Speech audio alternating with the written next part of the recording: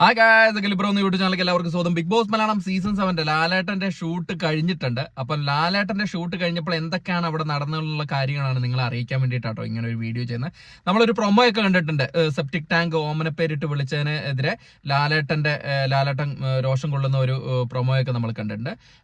അതില്ലാത്ത പ്രൊമോയിൽ കാണാത്ത ചില കാര്യങ്ങളാണ് നിങ്ങളായിട്ട് ഷെയർ ചെയ്യാൻ പോകുന്നത്. രേണുസുതി വോട്ട് അഭ്യർത്ഥിച്ചുകൊണ്ടുള്ള വീഡിയോ ഇപ്പോൾ സോഷ്യൽ മീഡിയയിൽ കൂടെ പരക്കുന്നുണ്ടല്ലോ. അതിനെ കുറിച്ചിട്ട് രേണുസുതിയോട് ലാലേട്ടൻ ചോദിക്കുന്നുണ്ട്.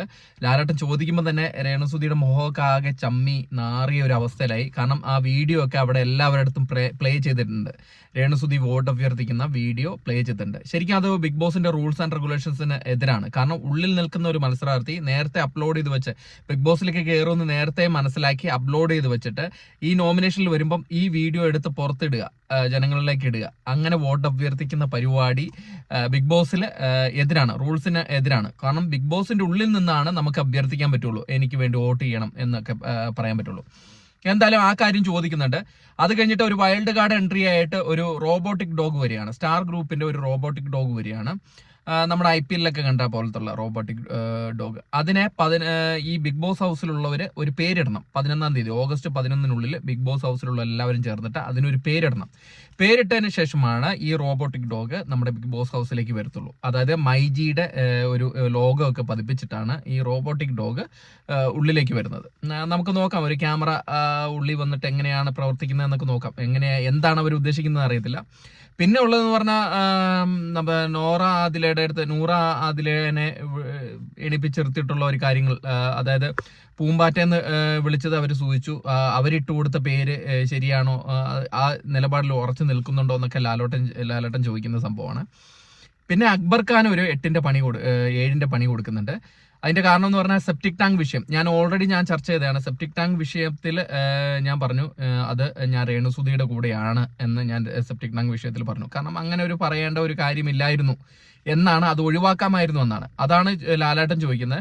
സെപ്റ്റിക് ടാങ്ക് എന്ന് പറഞ്ഞ വിഷയത്തിൽ അതെങ്ങനെയാണ് നിങ്ങൾ പ്രൊമോ കണ്ടല്ലോ. അപ്പൊ അക്ബർ ഖാൻ പറയുന്നു ബാക്കിയുള്ളവർ അതിനെക്കാട്ടും മോശമായിട്ടുള്ള പേരുകൾ ഉപയോഗിച്ചിട്ടുണ്ട്, അപ്പൊ ഞാൻ ഉപയോഗിച്ചതിന് എന്താ പ്രശ്നം? അപ്പൊ ലാലേട്ടൻ ചോദിക്കുന്നു, നീ ബാക്കിയുള്ളവർ എന്ത് പറയുന്നു അവർ പ്രവർത്തിക്കുന്ന പോലെയാണോ നീ പ്രവർത്തിക്കുന്നതെന്ന് അക്ബർ ഖാനോട് ചോദിക്കുന്നുണ്ട്.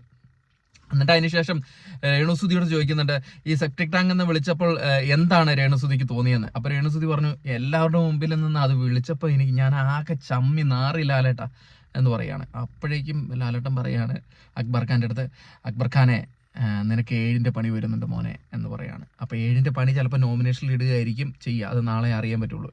ചിലപ്പോൾ കണ്ടിന്യൂസ് നോമിനേഷനിൽ ഇടുകയായിരിക്കും. അതായിരിക്കും 7ന്റെ പണി എന്നാണ് എനിക്ക് തോന്നുന്നത്. എന്തായാലും പ്രേക്ഷകരായ നിങ്ങളുടെ അഭിപ്രായം കൂടെ കമന്റിൽ ഇടണേ. ഈ രേണുസുതി ഈ പുറത്ത് ഇങ്ങനെ വോട്ട് അഭ്യർത്ഥിച്ചുകൊണ്ടുള്ള വീഡിയോ വിട്ടത് ശരിയായ നിലപാടാണോ ഇല്ലയോ എന്നൊക്കെ ഒന്ന് കമന്റിൽ ഇടുക. നിങ്ങളുടെ ഇഷ്ട മത്സരാർത്ഥി ആരാണെന്നും കൂടെ കമന്റിൽ ഇടുക. പിന്നെ ഡേഞ്ചർ സോണിലുള്ളത് 3 പേരാണ്. നമ്മുടെ ശൈത്യ, നെവിനൊക്കെ ഏകദേശം സേഫ് പോലെയാണെന്ന് തോന്നുന്നു. ശാരികയും മുൻഷി രഞ്ജിത്തും ആണ് ഇങ്ങനെ നിൽക്കുന്നത്. അപ്പൊ ശാരികയും മുൻഷി രഞ്ജിത്തിൽ നിന്ന് ഒരാളായിരിക്കും പുറത്തു പോകുന്നതെന്നാണ് തോന്നുന്നത്.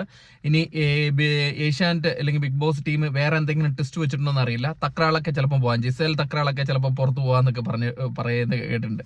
എന്തായാലും നമുക്ക് നോക്കാം, അതിനുവേണ്ടി വെയിറ്റ് ചെയ്യാം ആര് പുറത്തു പോകുന്നുള്ളത്. അപ്പൊ അടുത്തൊരു വീഡിയോ ആയിട്ട് കാണുന്നവരെ ടാറ്റ ബൈ. അപ്പം നമ്മുടെ ചാനൽ സബ്സ്ക്രൈബ് ചെയ്യുക, ചാനലിൽ കൂടെ ഉണ്ടായിരിക്കുക. അതുവരെയും ടാറ്റ ബൈ.